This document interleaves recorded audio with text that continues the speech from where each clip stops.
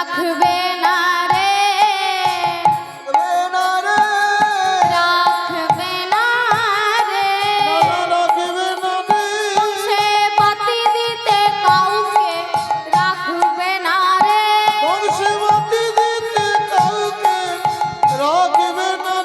সবংশে নিধন করে দেবে, বাতি দিতে কাউকে রাখবে না রে।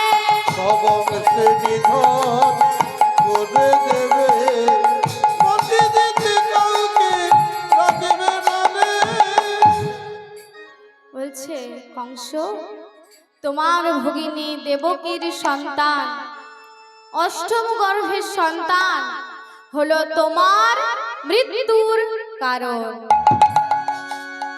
শোনো কংস, তোমার এই বংশের কাউকে বাঁচিয়ে রাখবে না, বংশে বাতিও দিতে দেবে না, সকলকে সে হত্যা করবে। তখন কংস বলে, ও সারা মথুরা জুড়ে আমার জয় ঢাক বেজে উঠেছে, তাই তোর হিংসা হচ্ছে, তাই না নিয়তি? না কংস, নিয়তি কে ন গর্ধতে, নিয়তি মিথ্যা বলে না কংস, নিয়তি যা বলে সবই সত্য। এই অষ্টম গর্ভের সন্তান হলো তোমার মৃত্যুর কারণ। কংস ছুটতে ছুটতে ছুটতে গেল দেবকীর কাছে। দেবকী, দেবকী, দেবকী, ছুটতে ছুটতে গিয়ে দেবকীর চুলের মুষ্টিটা ধরে রথ থেকে নামালেন। যেই না হত্যা করতে যাবে, বাধা দিলেন বসুদেব। দাঁড়াও কংস, অনেক রাজা ছিল, অনেক জমিদার ছিল, কিন্তু তুমি তাদের হাতে তোমার দেবকীকে তুলে দাওনি, তুমি আমার হাতে তোমার দেবকীকে তুলে দিয়েছো। আমার কি আছে? আমার তো কিছুই নেই, তাও তুমি দেবকীকে আমার হাতে তুলে দিয়েছো। আমার বৈষ্ণবতা, আমার ভক্তি, আমার ভালোবাসা, আমার প্রেম প্রীতি দেখে তুমি দেবকীকে আমার হাতে তুলে দিয়েছো। তুমি তো একটা রাজার সাথে দেবকীর বিবাহ দিতে পারতে, কিন্তু দাওনি। আজ তুমি আমার হাতে তুলে দিয়েছো, আজ দেবকী আমার বিবাহিতা স্ত্রী। অগ্নি নারায়ণকে সাক্ষী রেখে আমি দেবকীকে বিবাহ করেছি, তাকে রক্ষা করা যে আমার দায়িত্ব, আমার কর্তব্য। তুমি দেবকীকে হত্যা করো না কংস। শোনো কংস, এ তুমি কি করলে? তুমি দেবকীর চুলের মুষ্টি ধরলে। শোনো কংস, গুরুকুল ধ্বংস হয়েছিল, দ্রৌপদীর কেশ আকর্ষণে,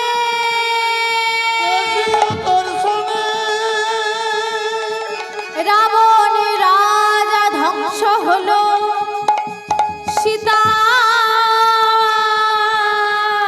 অপহরণে, সীতায় অপহরণে।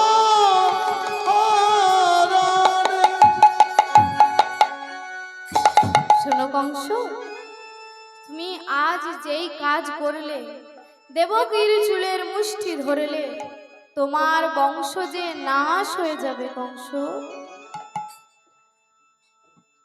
সত্যি ভক্তমণ্ডলী, এই সংসারে কোন স্ত্রী বা কোন মেয়ের, কোন কন্যার চুলের মুষ্টি ধরলে তার বংশ ধ্বংস হয়ে যাবে।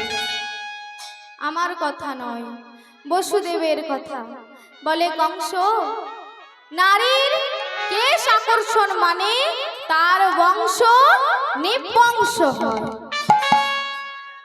তুমি আজ যেই ভুল কাজ করলে, তোমার বংশ আর থাকবে না কংস।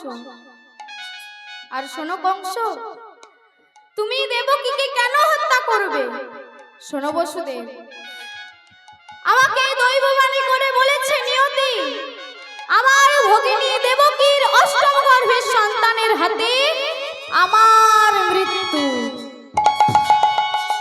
আমি আর দেবকীকে বাঁচিয়ে রাখবো না, আমি তাকে হত্যা করব। নানা কংস, আমি তোমাকে কথা দিচ্ছি, তুমি তুমি দেবকীকে হত্যা করো না কংস। আমি দেবকীর অষ্টম গর্ভের সন্তানকে তোমার হাতে তুলে দেব, তোমার হাতে তুলে দেব, তোমার হাতেই তুলে দেব। তাও তুমি দেবকীকে হত্যা করো না কংস। কংস বলে, আচ্ছা তাই হোক, কিন্তু তোমাদেরকে আমি রাখবো কোথায়? সেই সন্তানকে যদি তোমরা লুকিয়ে ফেলো তাহলে কি হবে? শোনো কংস, তুমি আমাদেরকে তোমার ওই কারাগারে আবদ্ধ করে রাখো। দেবকী বসুদেবকে নিয়ে গেলেন কারাগারে। কারাগারে নিয়ে গিয়ে রক্ষী প্রহরীদেরকে আদেশ করলেন ভালো করে নজর রাখতে, এরা যেন পালাতে না পারে। তাদের হাতে পায়ে শিকল পরিয়ে দিলেন। শিকলগুলি পরিয়ে দিয়ে মহারাজ চলে গেলেন। দেবকী স্বামীর কাছে এসে বলে, স্বামী গো, আজ আমার এমন ভাগ্য, আজ আমি শ্বশুরালয়ে গিয়ে ফুলসজ্জার ঘরে প্রবেশ করতাম, আলোয় আলোকিত হয়ে থাকতো সেই ঘর, সুগন্ধে ভরে উঠতো সেই ঘর। আজ আমার এমন ভাগ্য, এই অন্ধকার দুর্গন্ধময় কারাগারে আসতে হলো। দেখুন না, এ আমার কেমন ভাগ্য। নানা দেবকী, তুমি কান্না করো না, এটাই হলো বিধির বিধান, এটাই হলো আমাদের নিয়তি। আমাদের কপালে যা আছে তাই তো হবে। তাছাড়া ভগবান ভালো বুঝেছেন বলেই আমাদেরকে এই অন্ধকার দুর্গন্ধময় কারাগারে পাঠালেন।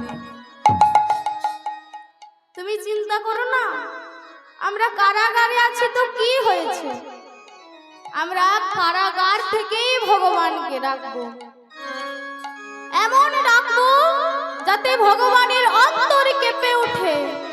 দেখবো ভগবান কেমন না এসে থাকতে পারেন। এবার দেবকী বসুদেবের সেই দিন থেকে শুরু হলো ভগবানকে ডাকা। ভগবানকে তারা দিনের পর দিন, রাতের পর রাত ডেকে চলেছে, ভগবানের করুণা হচ্ছে না। কারণ দেবকী পরপর 7টা সন্তান হবে, তারপরে ভগবানের কৃপা হবে, কারণ ভগবান অষ্টম গর্ভের সন্তান। ও মা, হাত জোড় করে বলি মা, এত গোলমাল করবেন না, একটু মন দিয়ে শুনুন। এত চেঁচামেচি কেন? বাড়ি গিয়ে গল্প করবেন। কীর্তন গান শেষ হয়ে যাবে যখন, বাড়ি গিয়ে সারা রাত জেগে গল্প করবেন। এইখানে চিৎকার করবেন না। যে মায়েরা বাবারা শুনছে তাদেরকে শুনতে দিন। তাই এবার যখন ভগবানকে ডাকছে, ভগবানের করুণা হচ্ছে না, কারণ ভগবান হলো অষ্টম গর্ভের সন্তান। অষ্টম গর্ভের সন্তান আসতে 7 বছর দেরি। 7 বছর পর 8 বছরে ভগবান আসবেন। তাই ভগবানকে ডাকছে, হে হরি নারায়ণ নারায়ণ মুপাশ্রিতা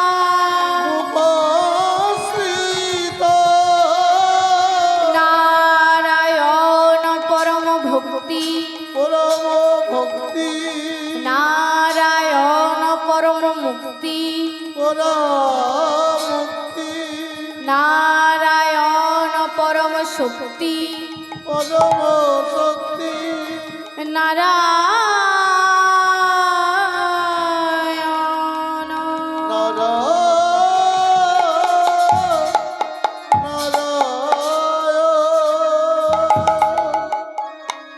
এত করে ডাকছে নারায়ণকে, নারায়ণের তো কৃপা হচ্ছে না। এইভাবে যখন দিনের পর দিন, রাতের পর রাত, মাসের পর মাস ডাকছে, হয়ে গেল 12 মাস, 1 বৎসর। 1 বৎসর হয়ে যাওয়ার পর দেবকী হলেন সন্তান সম্ভবা, একটি সন্তানের জন্ম দিলেন। একটি সন্তান যেই না জন্ম দিয়েছে, সেই সন্তানটিকে নিয়ে গিয়ে কংসের কাছে দিলেন। কংসকে বলে, এই নিন আমাদের প্রথম সন্তান। ও মা, জন্ম দেওয়ার সাথে সাথে যদি আপনার সন্তানকে কেউ হত্যা করে, আপনার কষ্ট হবে না?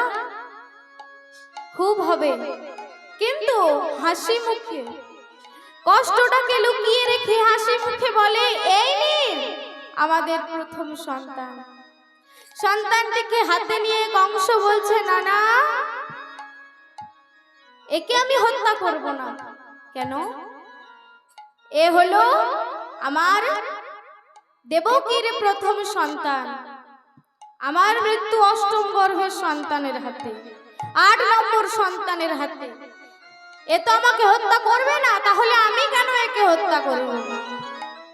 শোনো বসুদেব, এ তো আমার শত্রু নয়, সম্পর্কে ভাগিনা হয়।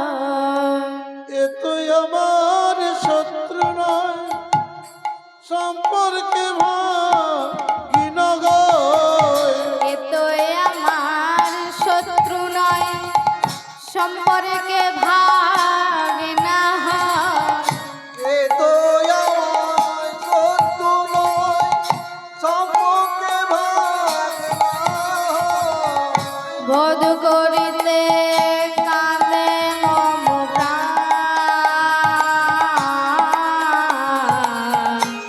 বধ করিতে কাঁদে মম প্রাণ। ওগো বধ করিতে কাঁদে মম প্রাণ, বধ করিতে কাঁদে মম প্রাণ। তাই বধ করিতে কাঁদে মম প্রাণ, বধ করিতে কাঁদে মম প্রাণ। ওগো বধ করিতে কাঁদে মম প্রাণ, বধ করিতে কাঁদে মম প্রাণ। যাও যাও বসু, ফিরে যাও হে। যাও যাও বসু, ফিরে যাবে। যাও যাও বসু, ফিরে যাও হে। যাও যাও বসু, ফিরে যাবে। সত্য শিশু লয়ে কোলে, যাও যাও বসু, ফিরে যাও হে। সত্য শিশু লয়ে কোলে, যাও যাও বসু, ফিরে যাবে। বসুদেবের হাতে সন্তানটিকে দিলেন। সন্তানটিকে নিয়ে বসুদেব মহা খুশি। প্রথম সন্তানকে যখন হত্যা করেনি, পরপর 7টা সন্তানকে হত্যা করবে না, 8 নম্বর সন্তানটিকেই হত্যা করবে। কারণ কংস বুঝে গেছে যে 8ম গর্ভের সন্তানের হাতে তার মৃত্যু। এবার কংস বলে, শোনো শোনো বসুদেব, একে নিয়ে যাও। আমি কথাই শুনেছি, মামা ভাগ্নে যেখানে, বিপদ নাই সেখানে। একে নিয়ে যাও। এবার যেই না বলেছে যে এই সন্তানটিকে আমি হত্যা করব না, স্বর্গলোকে সাড়া পড়ে গেল। স্বর্গলোকে কারাবাস করে। দেবতারা, দেব দেবীরা, তাই তো? এবার দেব দেবীগণদের সাড়া পড়ে গেল যে সেই সন্তানটিকে যদি কংস হত্যা না করে তাহলে ভগবানের আসতে এখন বহু দেরি হবে। কেন না, কথাই আছে যেই মায়ের সন্তান জন্মাবার পরক্ষণে মারা যায় সেই মাকে মৃত শ্রবা বা মৃত বৎসা বলা হয়। মৃত বৎসা দোষ ঘটে, সেই মা 1 বৎসর অন্তে আরেকটি সন্তানের জন্ম দিতে পারে, আর যদি তা না হয় তাহলে সন্তানের আসতে দেরি হয়। তাই সেই সন্তানটিকে যদি হত্যা না করে ভগবানের আসতে অনেক দেরি হবে, কিন্তু সন্তানটিকে যদি হত্যা করে তাহলে ভগবানের আসতে আর 7 বৎসর সময়। এবার ভগবানকে তো আসতেই হবে, যত তাড়াতাড়ি সম্ভব তত তাড়াতাড়ি আসতে হবে। তাই নারদকে পাঠানো হলো কংসের ওই ভুল ভেঙে দেওয়ার জন্য। কি ভুল? না, ওই সন্তানকে সে হত্যা করবে না, এই ভুলটা ভেঙে দেওয়ার জন্য নারদকে পাঠানো হলো। নারদ তার ঢেকি জানে করে বিনা যন্ত্রে গান করতে করতে চলে যাচ্ছে। তুমি আনন্দ নব ঘন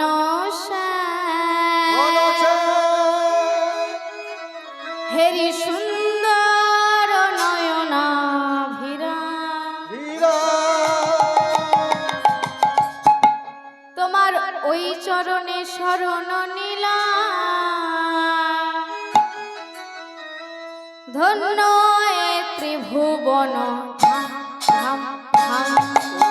আনন্দ নর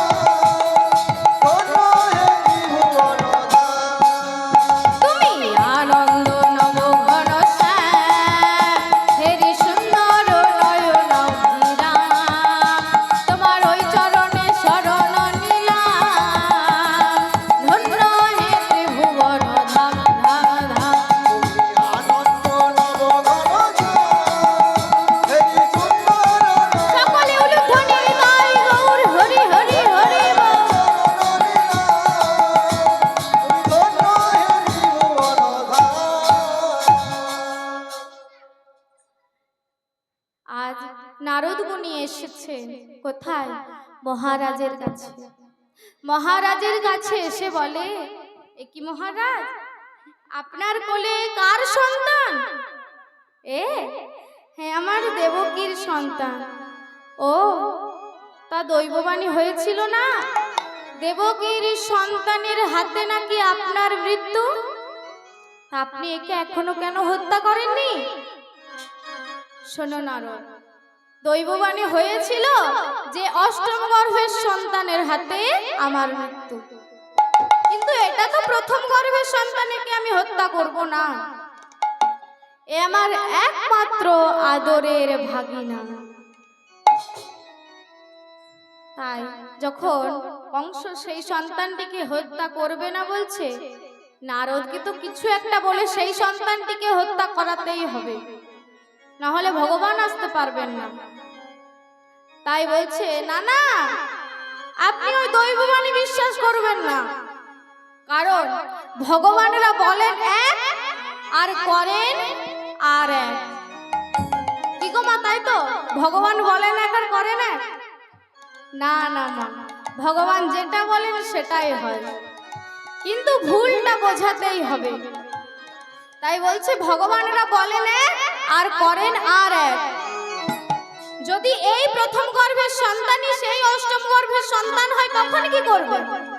আপনাকে তো হত্যা করে ফেলবে। কংস মনে মনে ভয় পেয়েছে, সত্যিই তো এই সন্তানই যদি অষ্টম গর্ভের সন্তান হয়, তাহলে তো আমাকে হত্যা করে ফেলবে। তাই সেই সন্তানটিকে পাথরের মধ্যে আছড়ে আছড়ে আছড়ে মারল। সেই সন্তানটির হত্যা হয়ে গেল। আবার 1 বৎসর পর দেবকী আবার একটা সন্তানের জন্ম দিল।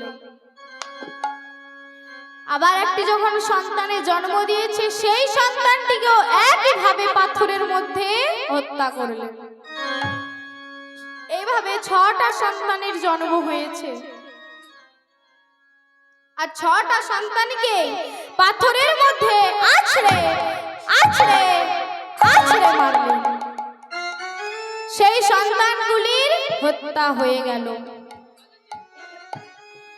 তাহলে সেই সন্তানগুলি কারা, আর কেনই বা তারা এইভাবে কংসের হাতে তাদের মৃত্যুটা বরণ করে নিল? সেই সন্তানগুলি হলেন ব্রহ্মা। একদিন কি করেছে না, তার যেই 6টা সন্তানদের মধ্যে তার যত সম্পত্তি আছে ভাগ করে দিচ্ছে, ভাগাভাগি করে দিচ্ছে, সব সন্তানদেরকে সবকিছু দিয়ে দিয়েছে। শেষে এলেন ছোট ছেলে কামদেব।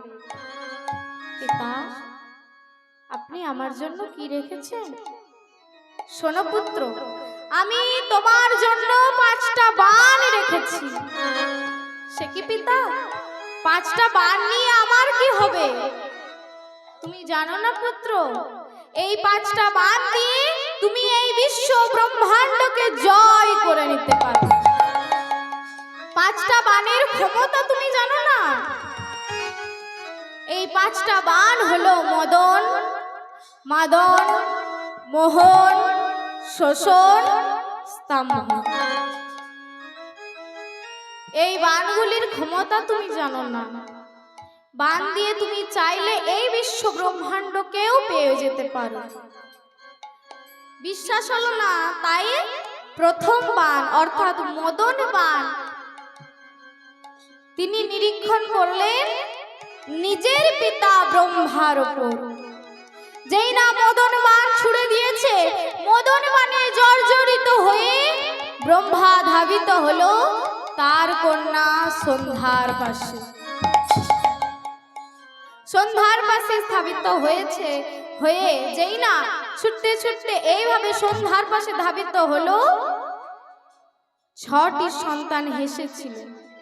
তাদেরকে ক্রোধ ভরে অভিশাপ দিল, তোরা আমার সাথে এই নরকে, তোরা আমার সাথে এইভাবে অসুরের ন্যায় ব্যবহার করলি, তোদেরকে আমি অভিশাপ দিলাম, তোরা অসুর কুলেই জন্ম নিবি।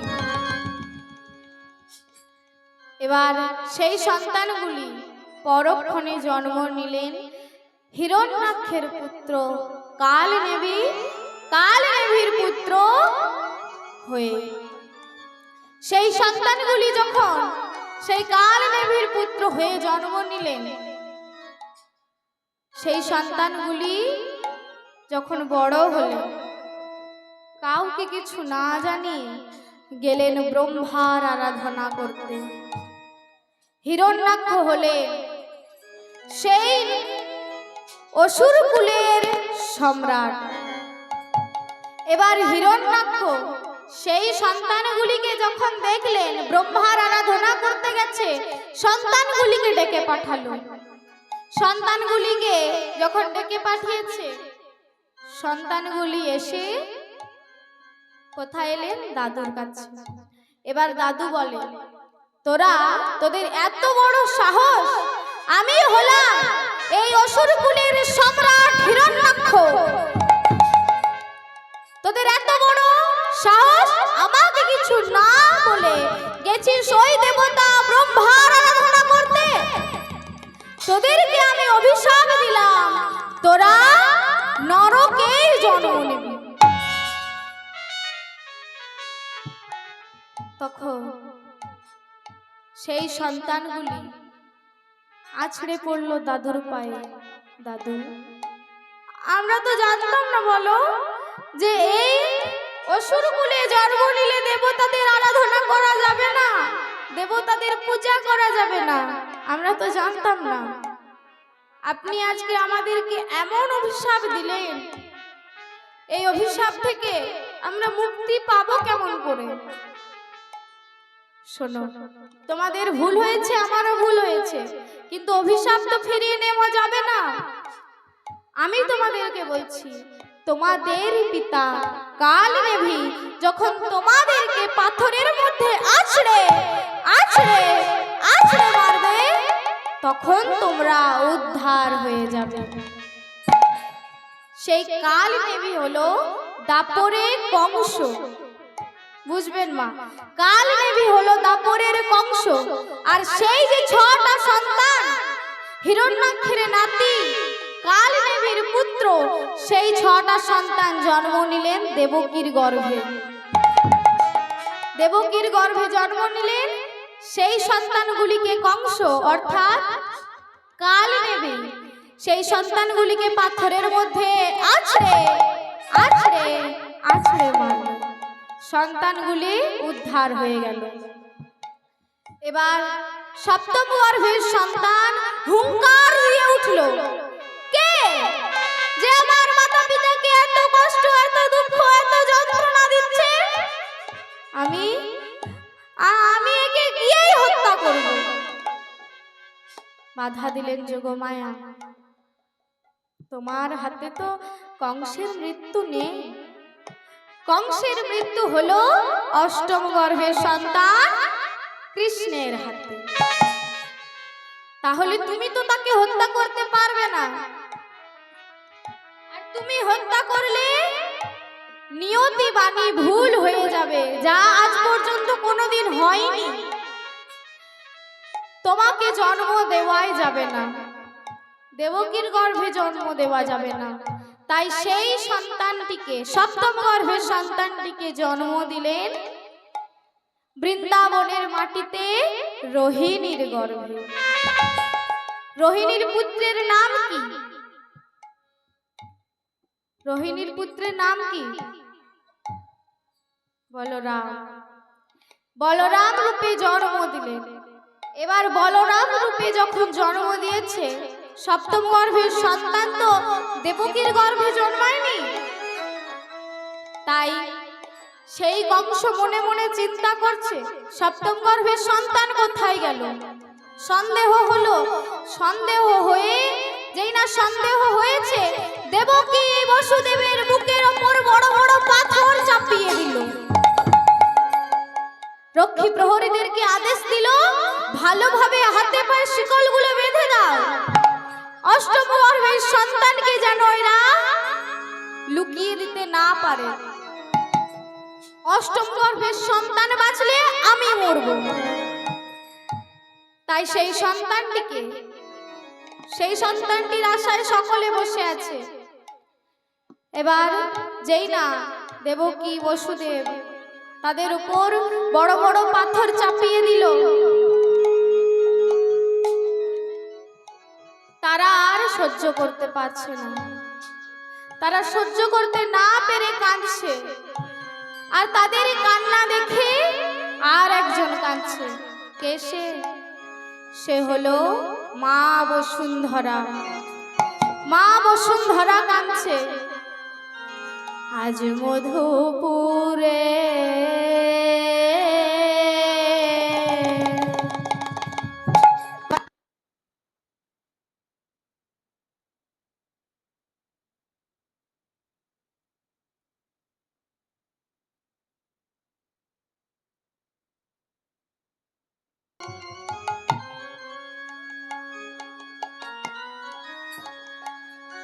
যায়নি তাই। ও মা, চলে যাচ্ছেন কেন?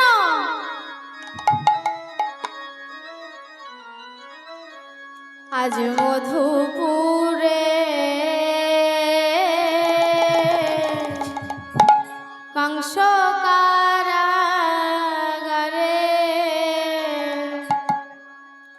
দেবকী বসুদেব কাঁদে। আজ মধুপুরে কংস কারাগারে দেবকী বসুদেব কাঁদে। আজ মধুপুরে কংস কারাগারে দেবকী বসুদেব কাঁদে। আজ মধুপুরে কারাগারে দেবকী বসুদেব কাঁদে। আরে কংসের অত্যাচারে ধেনুরূপ ধরে, কংসের অত্যাচারে ধেনুরূপ ধরে, কংসের অত্যাচারে ধেনুরূপ ধরে, কংসের অত্যাচারে ধেনুরূপ ধরে, বসুন্ধরা মায় আমার কাঁদে। বসুন্ধরা মায় আমার কাঁদে। কংসের অত্যাচারে ধেনুরূপ ধরে,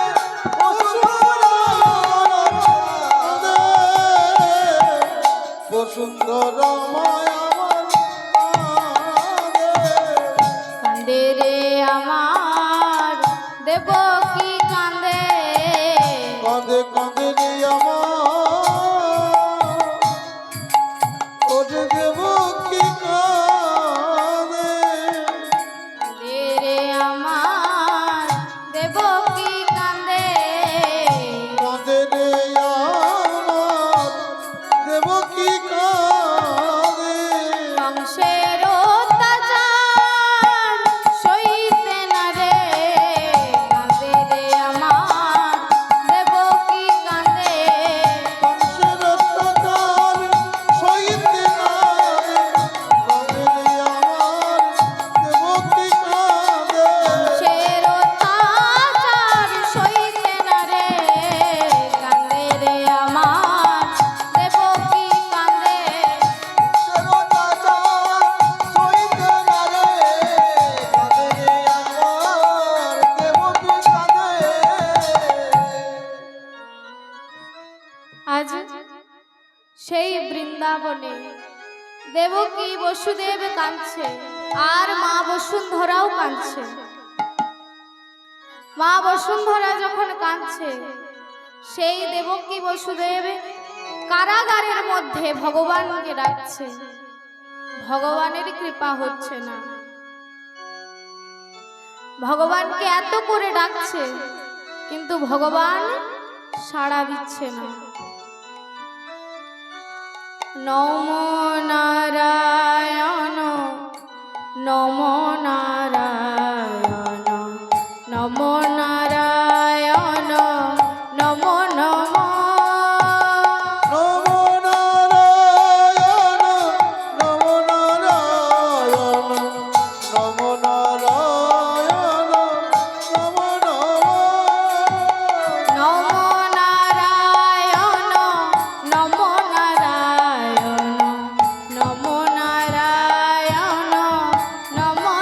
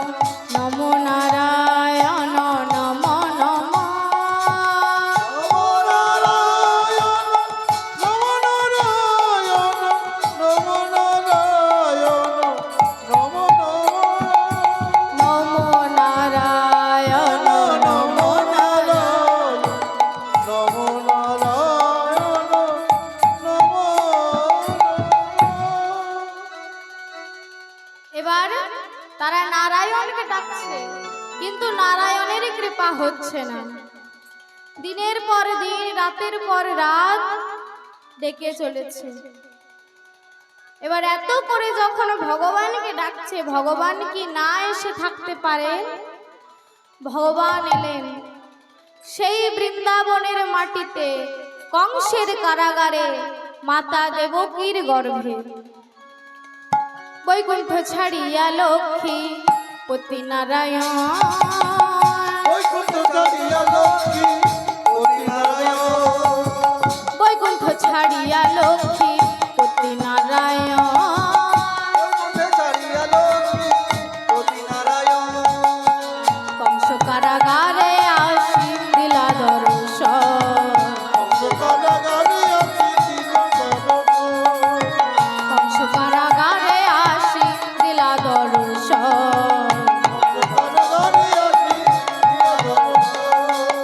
যখন কৃষ্ণ জন্ম নিলেন দৈবকীর উদরে, উলুধ্বনি উলুধ্বনি, যখন কৃষ্ণ জন্ম নিলেন দৈবকীর উদরে,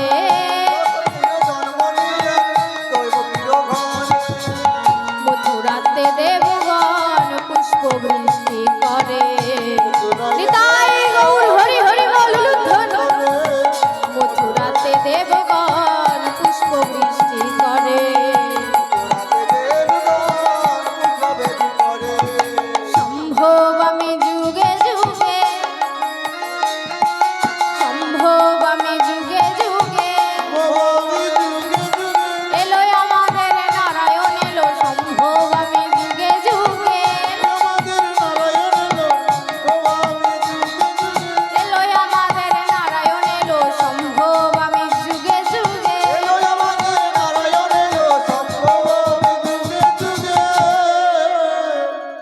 ওমা নারায়ণের আশার কারণটা কি গো? এই কলি হত জীবকে উদ্ধার করার জন্য, তাই তো? তাই আমাদের সকলকে তিনি হরিবল বলতে বলেছে। দেখি সকলে আপনারা দুটি বাহু তুলে, যেই যেই মায়েরা বসে আছে দুটি বাহু তুলুন। ওইদিকে ও মা, দেখি দুটি বাহু তুলুন। বাহু আছে তো? আছে তো?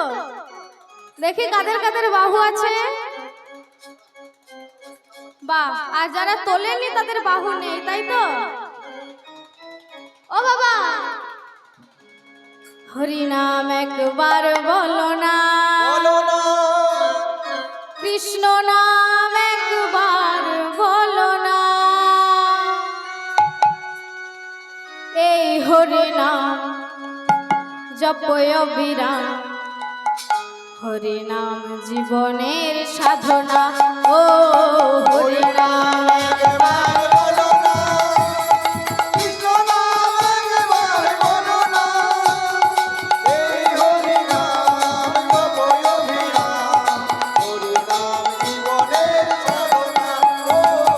হরি নাম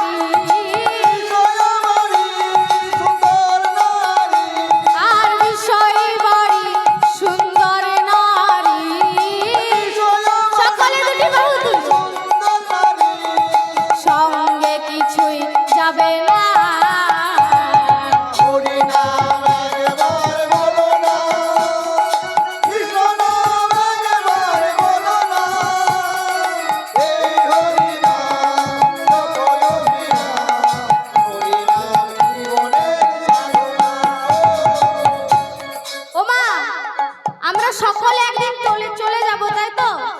যাব তো, সকলে যাব। কিন্তু কি কি পড়ে থাকবে? বিষয় বাড়ি সব কিছুই পড়ে থাকবে, কিন্তু শুধু আমরাই চলে যাব। তাই এই সুন্দর দেহ নিয়ে অহংকার করার কিছুই নেই। এই সুন্দর দেহ একদিন থাকবে না। আর বিষয় বাড়ি নিয়ে অহংকার করারও কিছু নেই, বিষয় বাড়িও থাকবে না।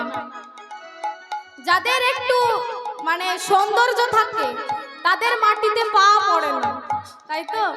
মাটিতে পা পড়ে না। যাদের একটু বিষয় সম্পত্তি থাকে তাদের অহংকারে মাটিতে পা পড়ে না।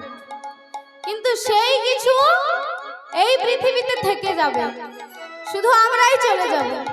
তাই বলছে পৃথিবীতে সব কিছু রবে, একদিন তুমি চলে যাবে।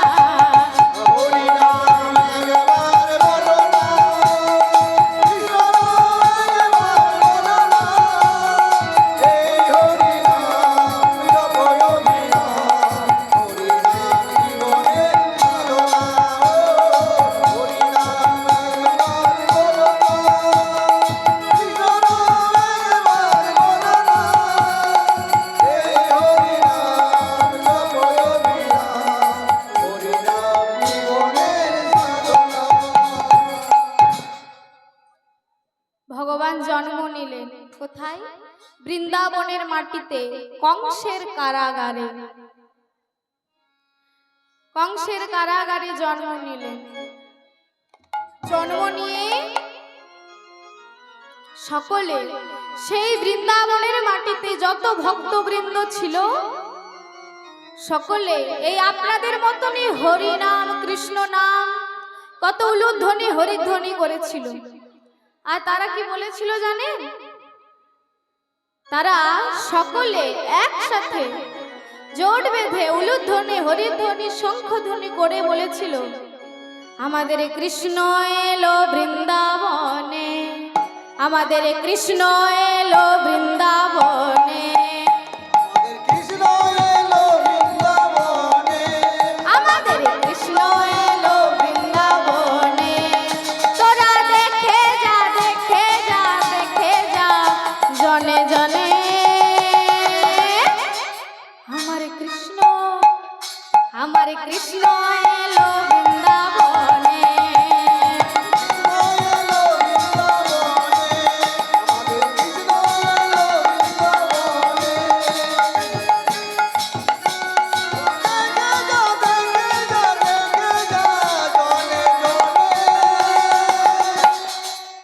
আমাদের কৃষ্ণ এলো বৃন্দাবনে, কৃষ্ণ এলো বৃন্দাবনে, আমার কৃষ্ণ উলুধ্বনি উলুধ্বনি নিতাই গৌর হরি হরি বল। কৃষ্ণ এলো বৃন্দাবনে।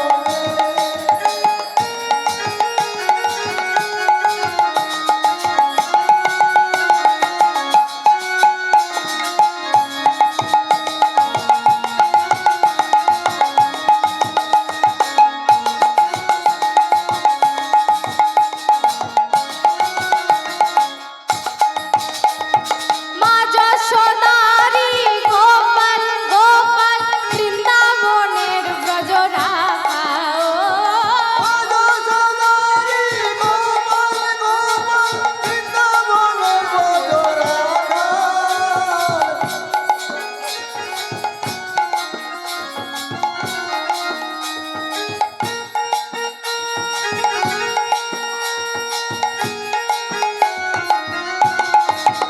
ও তার চরণে নুপুর বাজে, চরণে নুপুর বাজে, ও তার চরণে নুপুর বাজে, চরণে নুপুর বাজে।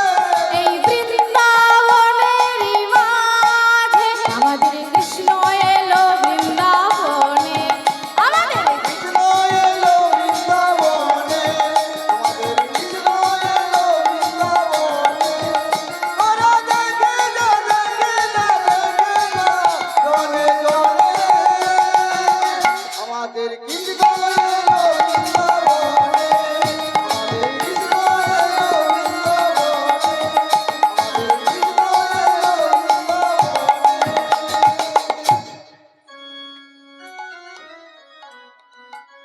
আমাদের কৃষ্ণ বৃন্দাবনে এসেছে।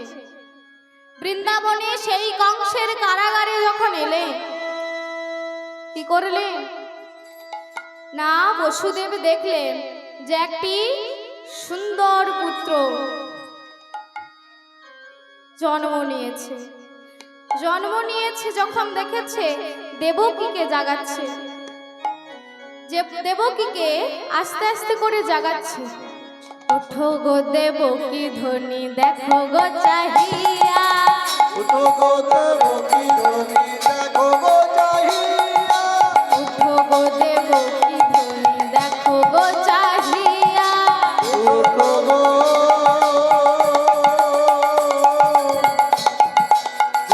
দেবকী, উঠো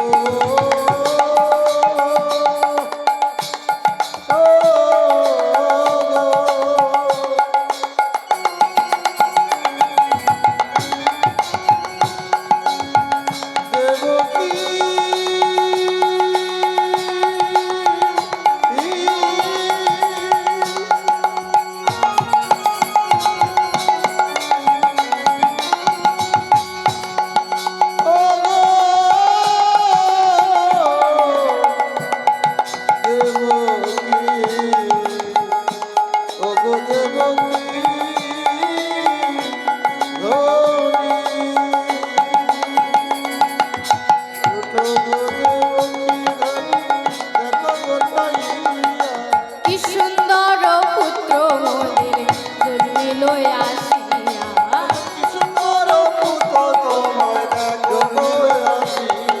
আর কি সুন্দর পুত্র তোমার জন্মিল আসিয়া।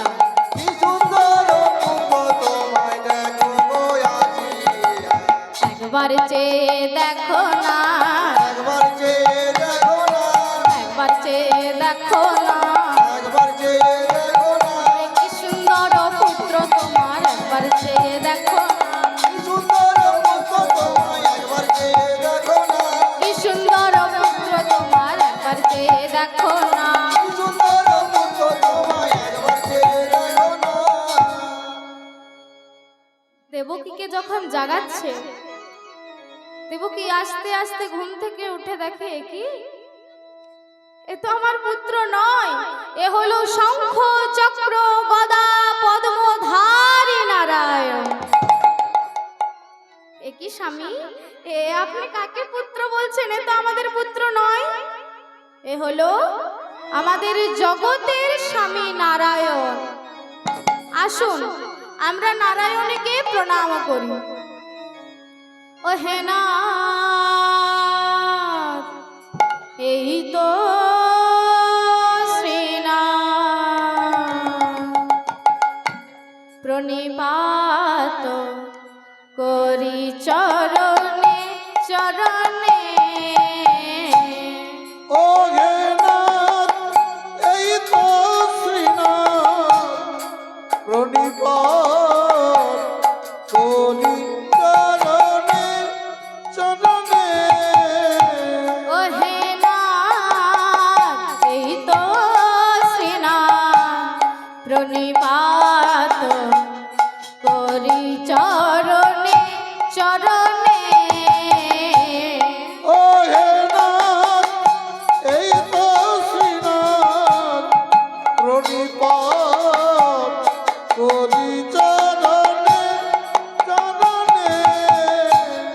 কেমনে চিনবে তারে, চিনতে না রে বেদ পুরাণে। তুমি কেমনে চিনিবে তারে, চিনিতে না রে বেদ পুরাণে। কেমনে চিনবে তারে, চিনিতে না রে বেদ পুরাণে। কেমনে চিনিবে তারে, চিনিতে না রে বেদ পুরাণে। ও হে নাথ, এই তো শ্রীনাথ, প্রণিপাত করি চরণে চরণে। ও হে নাথ, এই তো শ্রীনাথ, প্রণিপাত করি চরণে চরণে। তখন সেই নারায়ণ বলছে, সে কি মা? কোন শাস্ত্রে আছে যে মা হয়ে তার সন্তানকে প্রণাম করে? কি বললি বাবা? তুই তুই তুই আমাকে মা বলে ডাকে? তা মাকে মা বলবো না তো কি বলবো? বাবা, আমি আমি এই নারায়ণের মা। তা আমি যদি এই রকমই অন্ধকার দুর্গন্ধময় কারাগারে থাকি, আমি নারায়ণের মা, আমি এই জগতের যিনি স্বামী তার মা। তা আমার যদি এরকম অবস্থা হয়, কারাগারে যদি আমাকে থাকতে হয়, আরো যারা মায়েরা আছে তাদের কি হবে? মাগো, এতে তো আমার কিছু করার নেই। এ হলো নিজেদের নিজেদের কর্মফল। কর্মফল?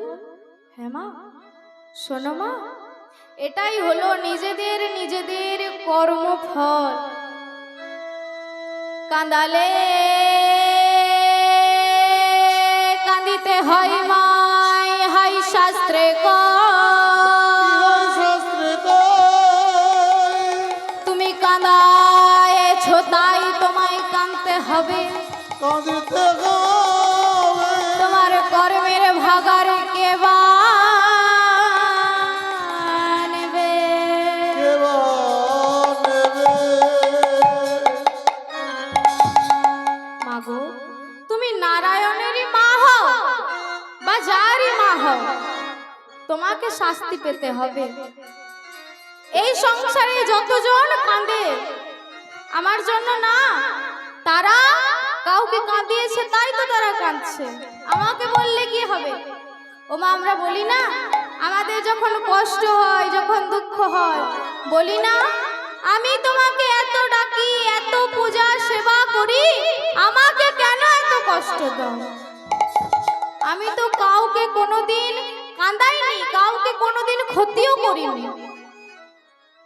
এ জন্মে নাই বা ক্ষতি করলাম, আগের জন্মে হয়তো ক্ষতি করেছি, তাই আগের জন্মে হয়তো কাউকে কাঁদিয়েছি, তাই আমাদেরকে কাঁদতে হবে। শোনো মা, কাঁদিতে হবে মা, কাঁদিতে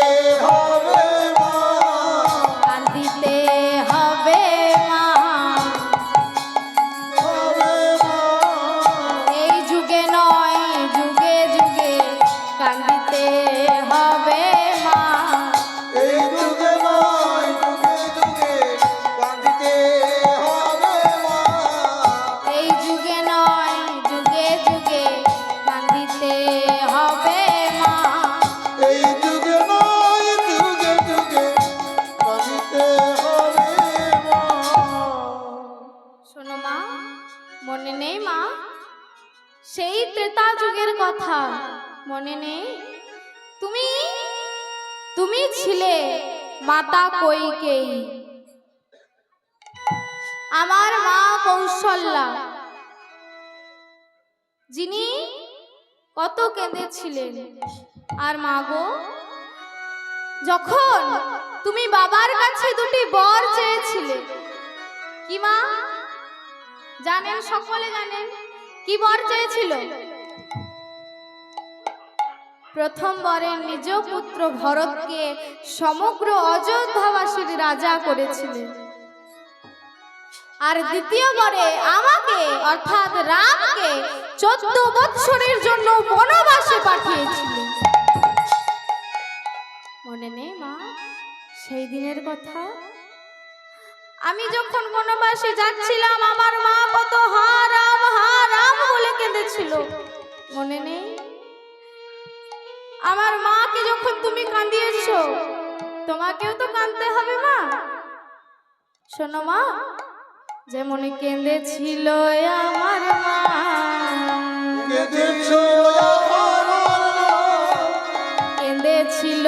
আমার মা, হারাম বলে কেঁদেছিল আমার মা।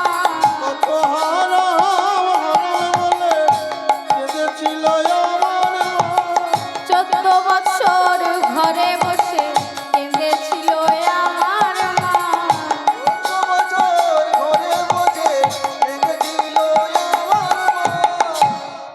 মা, তুমি যে আমার মাকে কাঁদিয়েছিলে, তোমাকে কাঁদতে হবে না?